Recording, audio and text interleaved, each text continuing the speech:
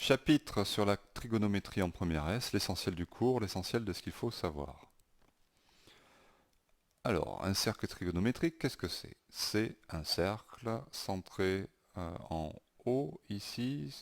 Imaginons qu'on ait un repère OIJ, donc c'est un cercle de rayon 1, centré en O, qui passe par I et par J. OIJ étant un repère orthonormé. À ce cercle de rayon 1 et de centre O, on attache une corde ici au point I. Le point I étant le départ de la corde, on note 0, l'origine de la corde. Ainsi, ce point, qui est noté X, en fait représente la longueur de la corde à partir de I, c'est-à-dire de 0. Et c'est une valeur positive.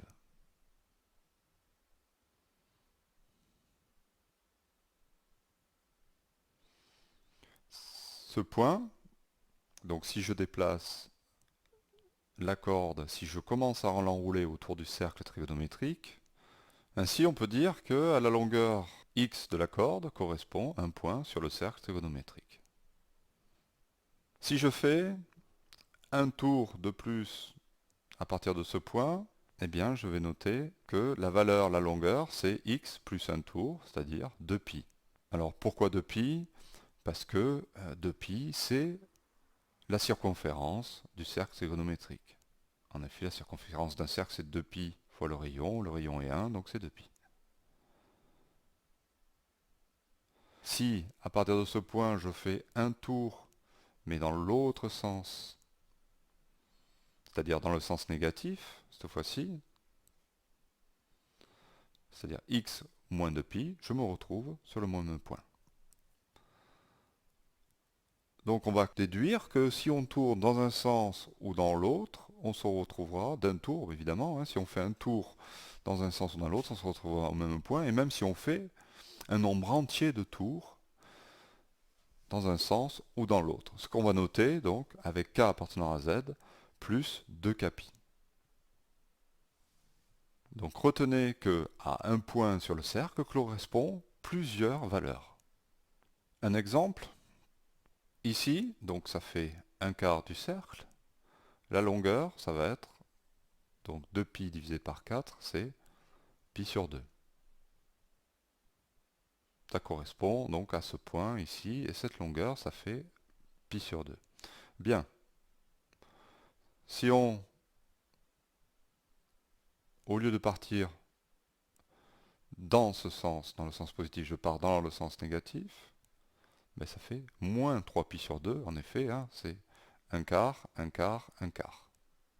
Donc c'est moins 3 fois un quart de cercle, donc c'est moins 3π sur 2. Je suis donc ici par exemple, j'ai fait ça, je suis à plus pi sur 2, et maintenant je fais moins un tour. Donc plus pi sur 2 moins 2π, ça fait moins 3π sur 2. Je retrouve la valeur que j'avais tout à l'heure. Donc encore une fois, plusieurs valeurs pour le même point sur le cercle. Donc par exemple, ces deux valeurs. Alors, quel est le lien entre les angles et leur mesure en radians? Alors ici, donc, on a un angle bleu et le sens positif ici. Avant, on ne mettait pas de sens. On mesurait en degrés. Définition de la mesure de cet angle. Eh bien, il intercepte le cercle trigonométrique ici. Ça forme un arc. Eh bien, la mesure en radians de cet angle, c'est en fait la longueur de cet arc.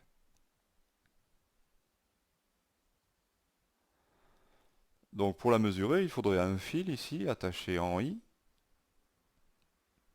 Ça revient à ça, c'est comme si on tournait le cercle et on tournait le repère. Donc, on attachait un fil ici et on déplaçait et on enroulait la corde sur le cercle trigonométrique pour mesurer la longueur de l'angle.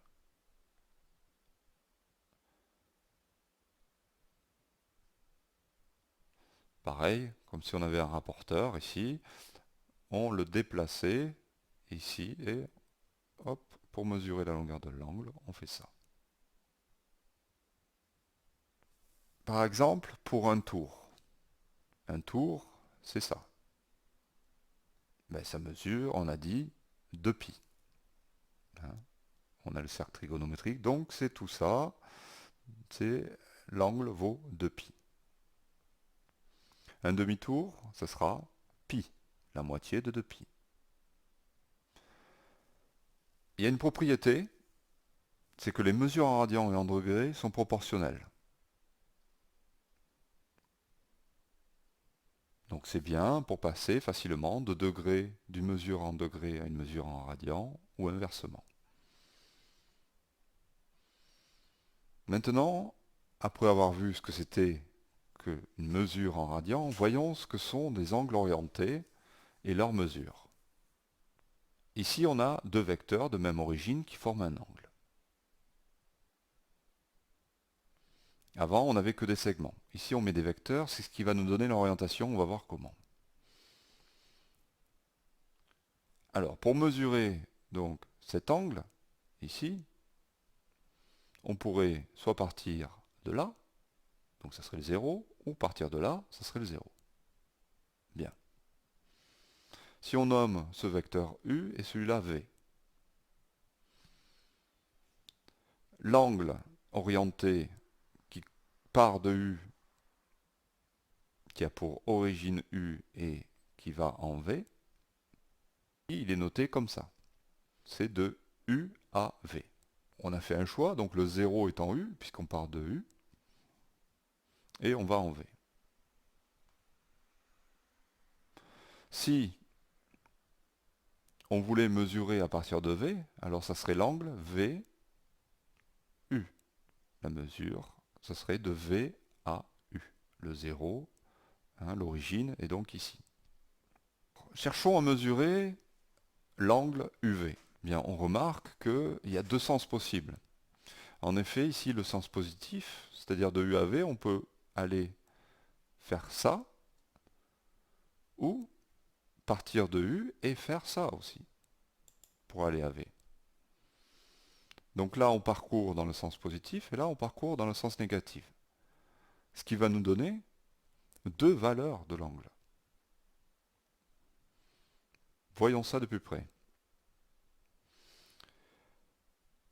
De là à là, imaginons que ce soit plus x, de U à V.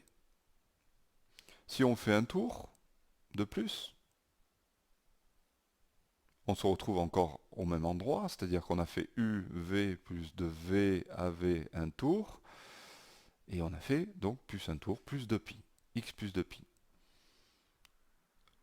On a encore une valeur de l'angle U, vecteur V, de l'angle orienté, vecteur U, vecteur V. Et comme tout à l'heure, on pourrait faire aussi, donc une fois qu'on est là, faire dans l'autre sens, ajouter un tour mais dans l'autre sens, ce qui nous amènerait encore à V, donc U, ça fait X, et encore à V, donc ça fait X moins 2π. Hein, on fait de U à V, puis de V à V, c'est-à-dire moins un tour, puisque on tourne dans le sens négatif. On obtiendrait encore une autre valeur, ici, de l'angle. Alors on voit que il y a plusieurs valeurs de l'angle. Plusieurs mesures de l'angle. Ici, on considère donc un angle orienté avec les points A, B, C. Donc ici on a le vecteur AB et là le vecteur AC. L'angle orienté vecteur AB, vecteur AC nous dit que le premier c'est l'origine. On part donc de ce vecteur, de l'intersection ici. En plus, on sait que l'angle BAC vaut la longueur, vaut pi sur 3. Ici, je parle de l'angle tel qu'on le connaissait avant, c'est-à-dire l'angle qu'il y a dans un triangle, hein, dans le triangle ABC. Donc l'angle A ici, ou l'angle BAC, vaut pi sur 3.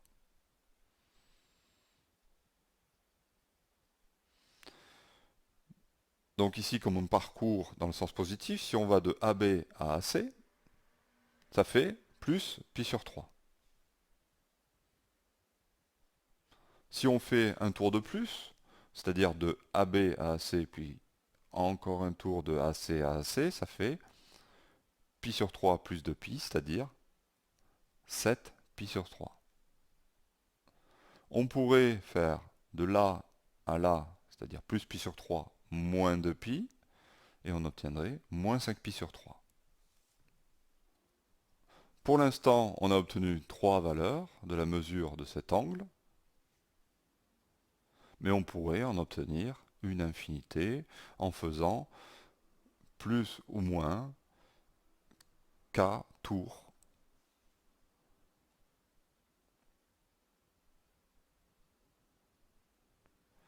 Une propriété concernant les angles orientés et leurs mesures, ici c'est la relation de Schall. Voilà des angles orientés, UV, VW et UW. Qu'est-ce qu'ils ont en commun? Ils ont la même origine. Tous ces vecteurs ont la même origine. Donc ça c'est important, c'est le premier point.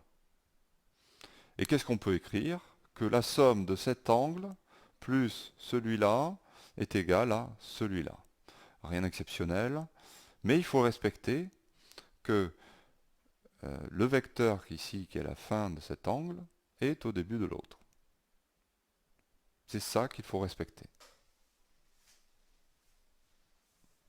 Donc c'est logique, c'est facile à retenir, mais attention à ça, et en plus, il nous faut tous les vecteurs ayant la même origine. J'ai mis ici deux représentations graphiques de ce que peut être Schall.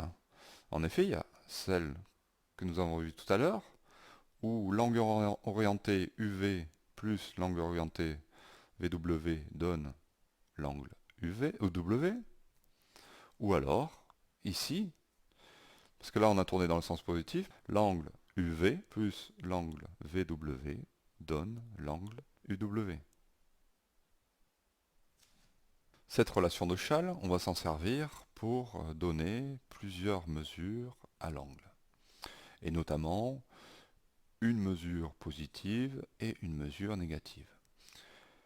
Ici, donc, on note oméga, l'angle UV, ici, donc de U à V dans le sens positif, on a l'angle orienté UV qui est égal à oméga plus K tours, c'est-à-dire plus ou moins un certain nombre de tours, et on le note parenthèse de pi.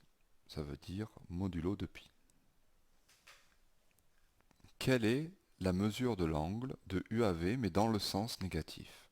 Bien sûr, l'idée, c'est de se servir de ce θ.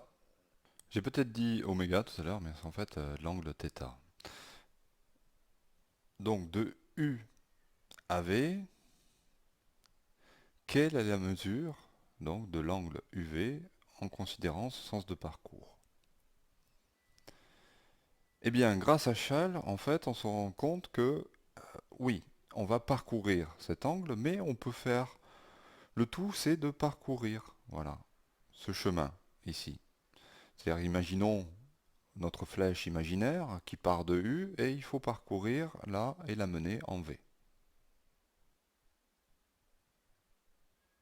Toujours la flèche imaginaire centrée ici en haut, en la même origine que les deux autres vecteurs. Donc, on la fait tourner en V. Mais on a le droit de lui faire parcourir le chemin que l'on veut. Donc, on peut la faire parcourir là, mais au lieu de l'arrêter en V, on peut continuer en U. Mais on ne peut pas s'arrêter en U. On peut donc passer par U, puis revenir à V. Alors pourquoi je fais ça? Ben, vous allez voir, donc je pars de U, je fais le tour, et là ça fait un tour, mais dans le sens négatif. Puis je reviens, et j'ai mon plus θ. Si j'utilise châle, ça va faire moins 2π plus θ.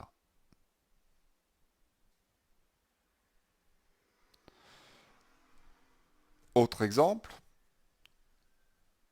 je peux très bien, au lieu de choisir de partir directement comme ça, je pars vers là, d'abord, je fais ça, et une fois que je suis là, donc j'ai parcouru X, mais je reviens en arrière, et je parcours un tour entier en arrière. Donc ça fait θ moins 2π. Le tout, c'est de parcourir ça. Donc je reprends. Pour parcourir ça, j'ai décidé avant d'aller faire un tour dans ce sens. J'ai le droit, du moment qu'après je parcours ça. Donc dans ce sens, mais pourquoi je l'ai fait? C'est pour avoir cet état, et après en fait j'enlève un tour en entier. Donc ça me va très bien, et je peux ainsi donner comme ça une valeur à cette mesure d'angle. Donc là j'ai une mesure d'angle, c'est θ moins 2π. Toujours modulo 2π, puisqu'on est à plus ou moins un certain nombre de tours. Donc ça, c'est l'expression que je disais tout à l'heure. Donc on part de U, on veut parcourir jusqu'à V. Eh bien, au lieu de s'arrêter là, on peut très bien continuer et faire moins un tour en complet et revenir comme ça. Donc ça fait moins un tour, plus θ, moins 2π, plus θ. Avec π sur 4. Donc de U à V dans le sens positif, on a π sur 4, plus π sur 4. Modulo 2π. Plus k tours, c'est-à-dire plus de kπ. Si on veut maintenant parcourir dans l'autre sens, donc on aura une valeur négative de l'angle. Attention, c'est une autre mesure de l'angle. Mais l'angle, c'est toujours le même.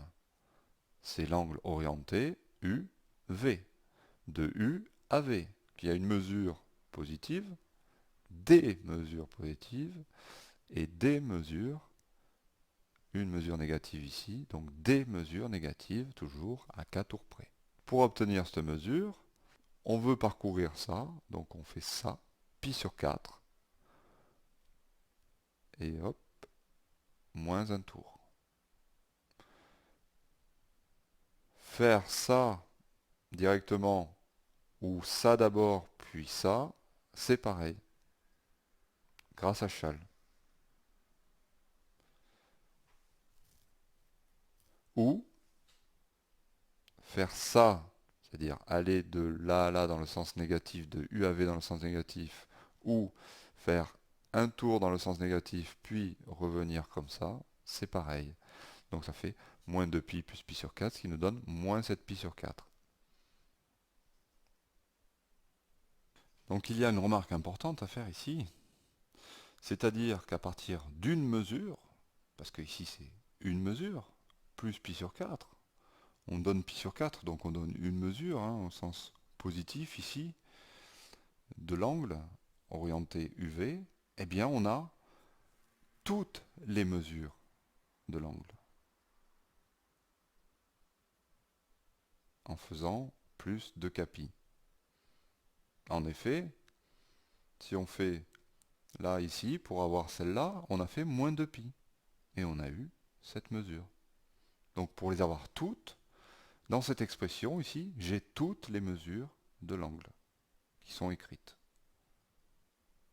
Tout dépend combien de tours, le k, tout dépend la valeur que je vais donner à k. On a une infinité de mesures.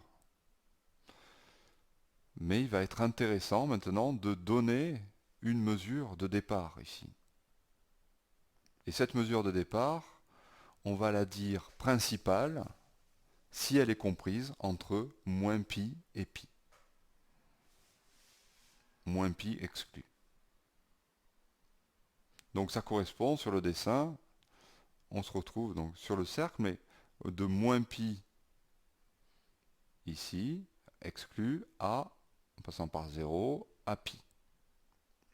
Grâce à ça, on peut mesurer l'angle de n'importe quel point sur le cercle, l'angle qu'il fait ici, avec le centre du cercle et i. Ici, donc, j'ai représenté le cercle trigonométrique. U est sur le 0, ici, et V, eh bien, s'il est jusque là, ça va être, il va être compris entre 0 et plus pi, et s'il est en dessous, ça va être entre 0 et moins pi. Si on parcourait dans le sens positif, ça ferait la valeur ici de l'angle, la mesure de l'angle, elle serait comprise, elle serait plus grande que pi, évidemment. Donc elle ne nous convient pas. Ce n'est pas une mesure principale. Celle qui nous intéresse, celle qu'on va considérer comme une mesure principale, celle qu'on va mesurer en parcourant selon le sens négatif. Donc imaginons qu'on ait une mesure de l'angle, eh bien cette mesure n'est pas une mesure principale. Pour avoir celle-là, on va utiliser échelle, c'est-à-dire qu'il faut que l'on parcourt cet arc dans ce sens. Donc on va faire ça, A, et hop, faire moins un tour, et là on parcourt l'arc que l'on veut. Et on revient ici. Donc je remonte, on part de là, on parcourt A, moins 2pi, hop. Donc on a bien parcouru cet arc de cercle. Donc on a trouvé là, on a déterminé à partir de A, donc c'est A moins 2pi, et c'est la mesure de cet arc de cercle, c'est la mesure principale de l'angle UV. Et donc on écrit que l'angle UV, on écrit la valeur de l'angle principal modulo de pi. Puisqu'on est toujours obligé de mettre modulo de pi, puisqu'on doit mettre toutes les mesures. Quelques propriétés des angles orientés qui sont très simples. Donc nos deux vecteurs UV, on est obligé de prendre deux représentants qui ont la même origine, U et V. Ici on a l'angle UV de UAV et VU, en fait, ça va être dans l'autre sens. UV, VU. Donc on a la propriété suivante, c'est que l'angle UV est égal à moins VU. Donc quand on change l'ordre des vecteurs dans un angle orienté, eh bien on a l'opposé. Prenons U et V collinéaires et non nuls. Donc par exemple comme ça, hein, ou comme ça. Pareil, on prend ici, on a des vecteurs qui ne sont pas au début comme il faut, mais on va prendre deux représentants de ces vecteurs qui ont la même origine.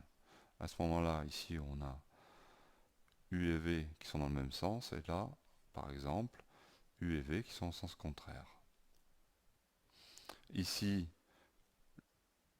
l'angle orienté UV vaut 0, modulo 2pi, et ici, l'angle orienté UV vaut plus pi, modulo 2pi. On pourrait mettre évidemment moins pi. Mais moins pi, on a dit, ce n'est pas une valeur principale. On exclut moins pi. Donc la valeur principale de cet angle, c'est plus pi. Et on aime bien l'écrire comme ça. Donc souvent, la plupart du temps, on écrira d'abord, ici, on donnera la valeur principale. Sauf si on vous demande autre chose, évidemment. Donc propriété 3, si U et V sont collinaires et non nuls, on a l'angle UV, l'angle orienté UV, qui est égal à 0 modulo de pi, ou pi modulo de pi. Ce qui revient en fait à écrire 0 modulo pi. Alors tiens, qu'est-ce que c'est modulo pi, ça veut dire quoi? Ben, on a dit que modulo de pi, c'est en fait, ça représente k tours. Et bien là, ça représente k demi-tour. Et en effet, soit c'est 0, soit c'est un demi-tour. Si on fait un demi-tour de plus, eh bien, on revient sur U. Etc., etc.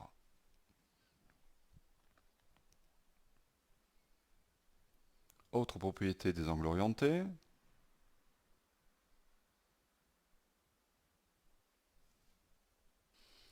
Là, on a les vecteurs qui sont perpendiculaires. Ici, on a moins pi sur 2 pour celui-là, modulo de pi. Et celui-là, UV, c'est plus pi sur 2. Alors je pourrais faire encore de là à là, c'est pareil, hein, mais là, ça ferait plus 3 pi sur 2. Et encore une fois, 3 pi sur 2, c'est plus grand qu'un demi-tour, donc c'est pas une mesure principale. Donc je privilégie plutôt la mesure principale, c'est-à-dire de UAV moins un quart de tour. Donc si U et V sont perpendiculaires, alors la mesure principale UV est égale à pi sur 2 modulo pi.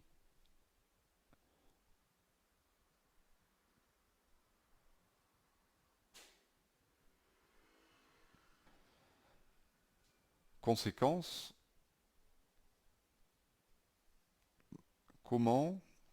conséquence de ce que l'on vient de faire, on va tenter d'écrire donc l'angle orienté moins UV en fonction de l'angle orienté UV. Alors donc j'ai fait un dessin, imaginons donc on a U ici puisque moins U est comme ça, et U est forcément dans l'autre sens ici.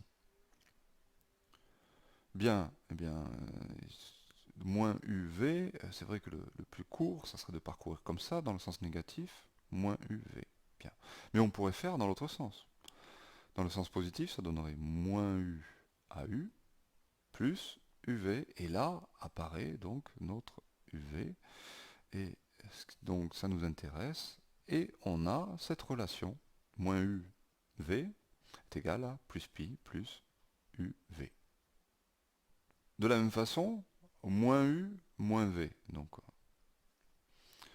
on parcourt de moins U à V, on réfléchit un peu, et on se dit, ah mais c'est des angles opposés par le sommet, ça je l'ai vu au collège, l'angle que j'ai ici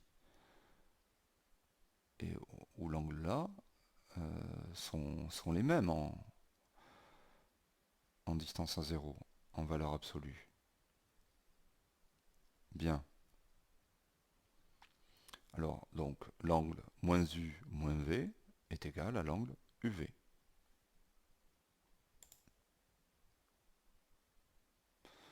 L'angle U moins V. Ben, pareil, on pourrait donc le parcourir dans ce sens, dans le sens négatif, mais aussi on peut le parcourir dans le sens positif, donc ça fait U l'angle UV plus pi.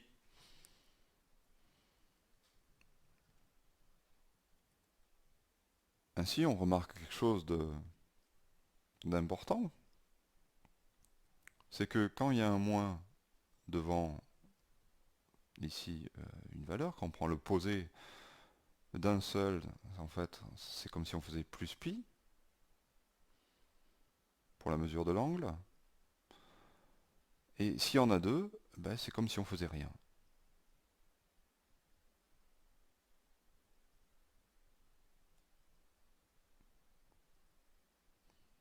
Maintenant, encore plus fort, si ici on multiplie avec des nombres positifs, c'est pas obligé que ce soit le même ici et ici, hein, eh bien on a encore la même chose. Un signe négatif nous donne plus pi, deux signes nous donnent plus de pi, c'est-à-dire on retombe sur l'angle normal. Alors, si vous avez un doute, à chaque fois, vous pouvez faire un dessin, faire exactement ce que j'ai fait tout à l'heure au brouillon, et vous retrouverez ces propriétés facilement. Le cosinus est le sinus d'un réel. Donc la définition, ici on a notre cercle trigonométrique et un point M. La valeur de x ici correspond aussi bien à, donc à l'angle, à la mesure de l'angle IOM, et aussi à la longueur de l'arc de cercle trigonométrique IM. Eh bien, le cosinus, ça va être en fait l'abscisse de ce point M, et le sinus, ça va être l'ordonnée.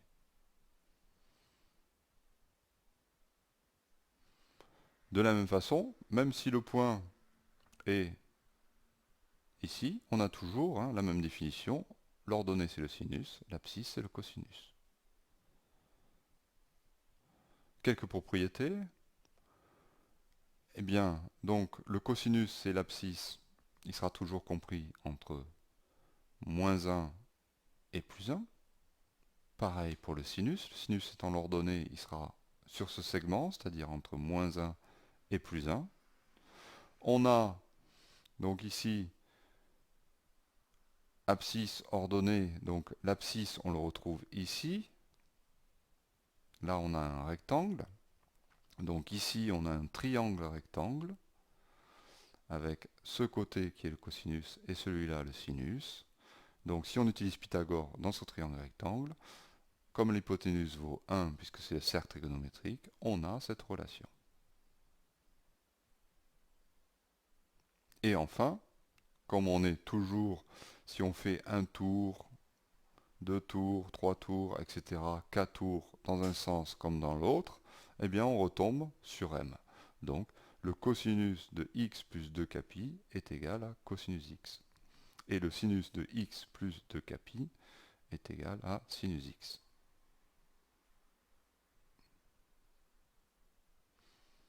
Quelques valeurs remarquables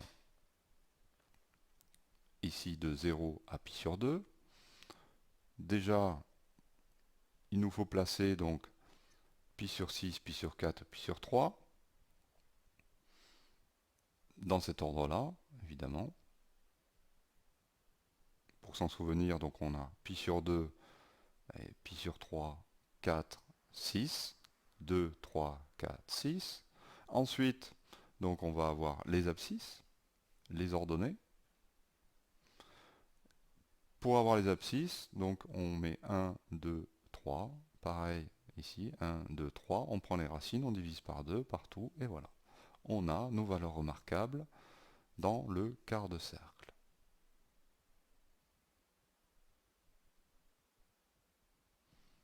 Respectez l'ordre 1, 2, 3. 1, 2, 3. Donc pour tracer, pour mettre correctement au brouillon par exemple, la valeur pi sur 3, il suffit de prendre la moitié ici, et hop, c'est la valeur qui aura donc son abscisse étant 1 demi. Là, pour pi sur 6, ça sera l'ordonnée qui vaudra 1 demi, donc il suffira de tracer une horizontale et on aura pi sur 6. Et une fois placé pi sur 3 et pi sur 6, eh bien pi sur 4, ça se situe entre les deux, au milieu.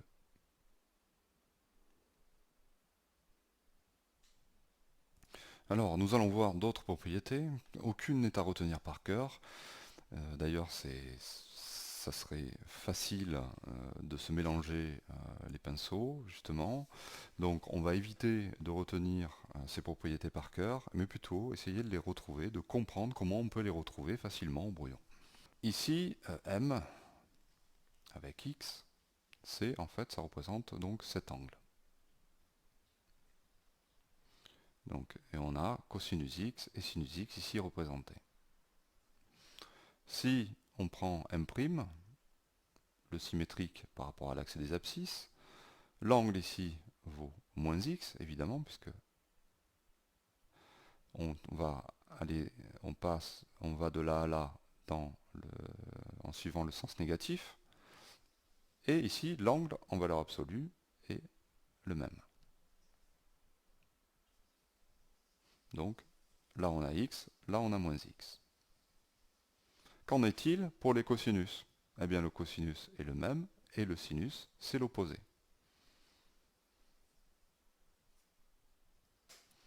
Alors j'ai fait exprès ici de choisir deux couleurs, le vert pour le cosinus x de départ et le rouge pour le sinus x. Donc encore une fois, ça va représenter comme là pour le x, ici les valeurs d'un point M, ici deux valeurs positives. Ici le cosinus en vert et le sinus positif ici en rouge.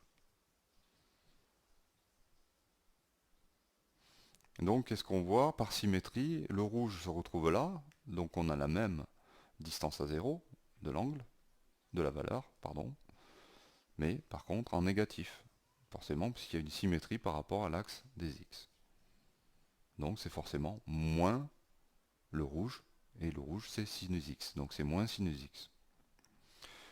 Avec le même raisonnement, voyons ici, qu'est-ce que l'on a? Alors on a un point, on a pris ici le point symétrique par rapport à l'axe des ordonnées. Quelle est la valeur ici de l'angle?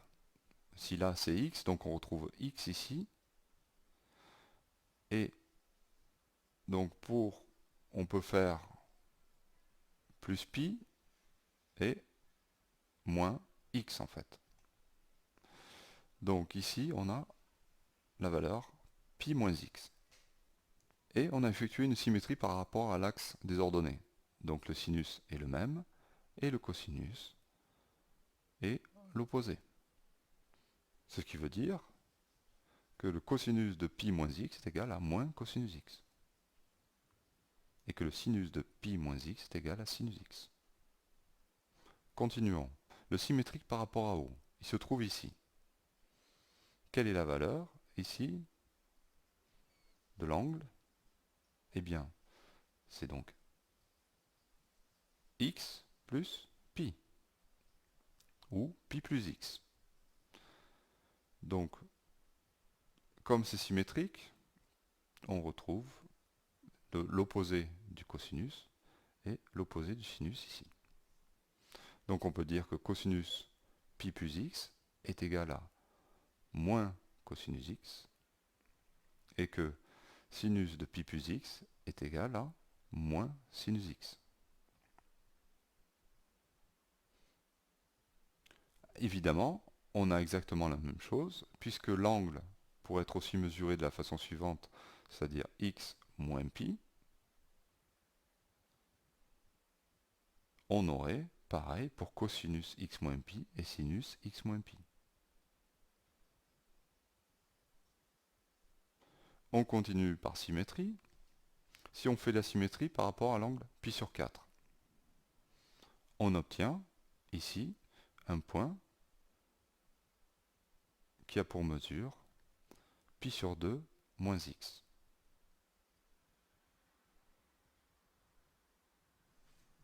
Par symétrie, on retrouve donc la longueur du cosinus, ici en vert, et du sinus, ici que l'on retrouve là.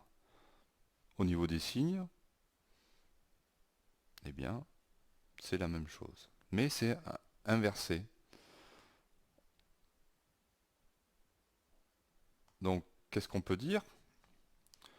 Que le cosinus de pi sur 2 moins x, qui est ici, c'est en fait le rouge, c'est-à-dire sinus x. Hein, c'est le cosinus est bien positif et de longueur le rouge, donc c'est sinus x. Et le sinus de pi sur 2 moins x, c'est ça.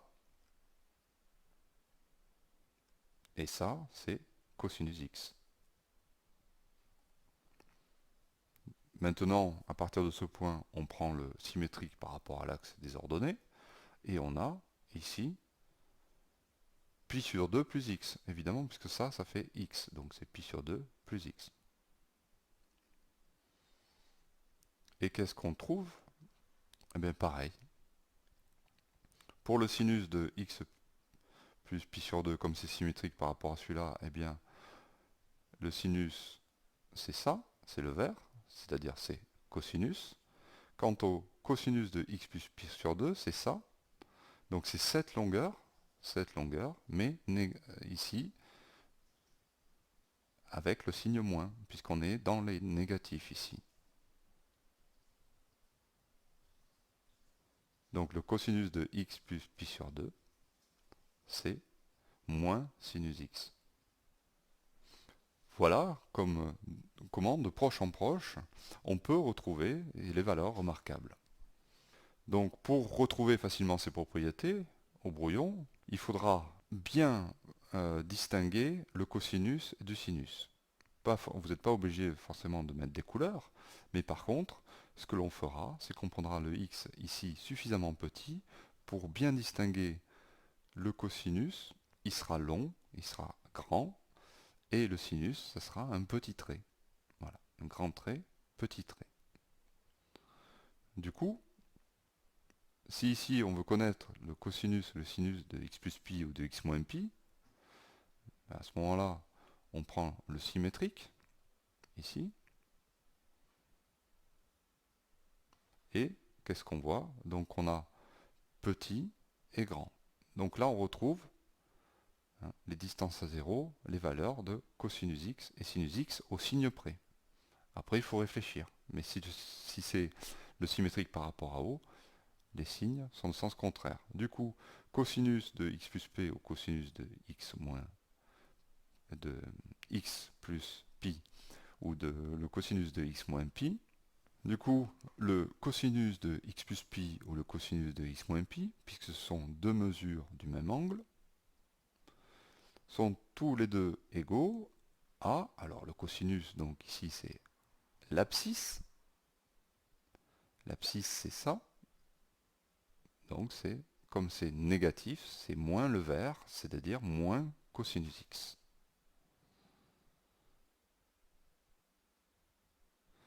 Le sinus, c'est de x plus pi ou de x moins pi, c'est donc ceci, ça correspond à cela, et dans les négatifs, donc c'est le petit, mais négatif, donc c'est moins sinus x.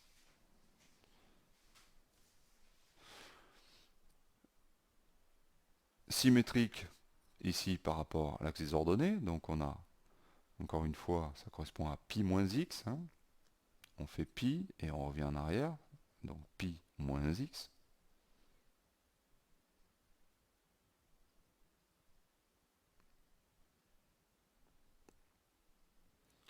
Donc le cosinus de pi moins x, c'est ça, mais dans les négatifs, donc c'est le moins le grand. Et le grand, c'est cosinus, donc c'est moins cosinus x. Le sinus, ça va être donc ici, donc c'est le petit. C'est sinus x. Ici, x plus pi sur 2. Donc on fait bien attention de faire à peu près un angle droit. Et justement, c'est là où le petit et le grand, ça va nous aider, parce que le cosinus de x plus pi sur 2, donc c'est ici l'abscisse, et on a le petit côté, mais dans les négatifs. Donc c'est moins le petit, c'est-à-dire moins sinus. Donc le cosinus de x plus pi sur 2, c'est moins sinus. Et le sinus de x plus pi sur 2, ça correspond au grand, c'est-à-dire cosinus x.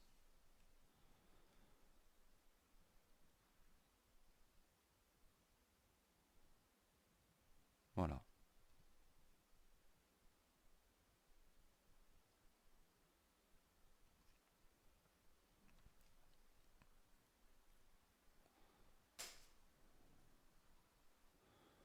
Et on peut continuer ici, toujours par symétrie, avec le plus pi sur 2.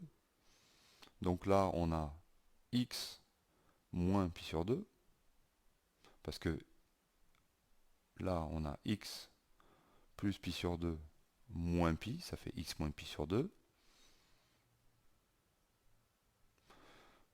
De la même façon, si on fait encore un symétrique, ici on obtient moins pi moins x. Le symétrique ici de ça, par rapport à l'axe des ordonnées, ça donne pi sur 2 moins x, puisque cette longueur d'arc, on le retrouve ici, le x. Donc ça fait pi sur 2 moins x. Et pareil ici, donc voilà. Donc on peut déterminer toutes ces valeurs, les cosinus et les sinus de toutes ces valeurs remarquables par symétrie. Par exemple, celui-là, donc qui est moins pi moins x, on retrouve encore x ici, la longueur de l'arc, donc de 0 moins pi et moins x. Donc c'est bien une mesure de l'angle ici.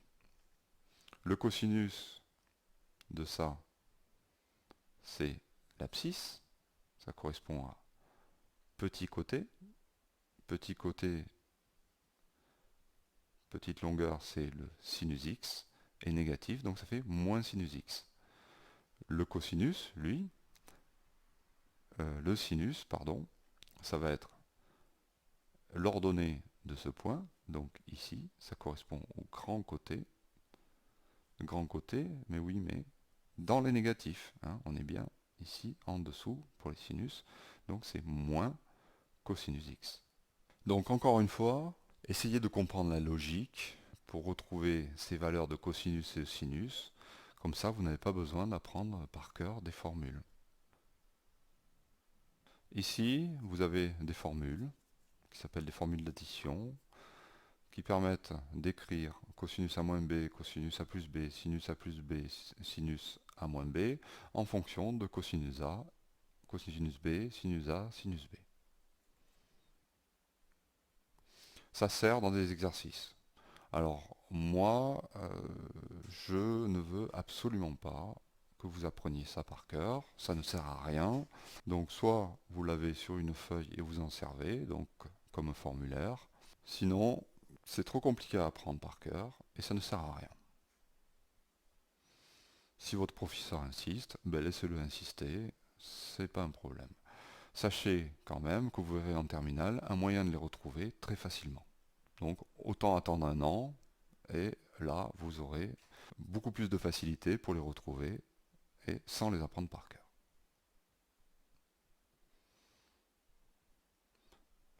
Un cas particulier de ces formules d'addition, donc évidemment si A est égal à B, on a ici pour cosinus, cosinus de A est égal, on remplace cosinus de A carré moins sinus carré de A. Donc ça donne aussi 1 moins 2 sinus carré de A. La même chose pour le sinus de la somme de deux lettres. On a sinus de A est égal à 2 cosinus A sinus B. Mais du moment qu'on sait celle-là, ou qu'on sait les retrouver, on a aussi celle-là facilement. On le voit, hein, il suffit de remplacer. Donc, je n'insiste pas. Voilà pour le cours sur la trigonométrie, l'essentiel de ce qu'il faut savoir en première S.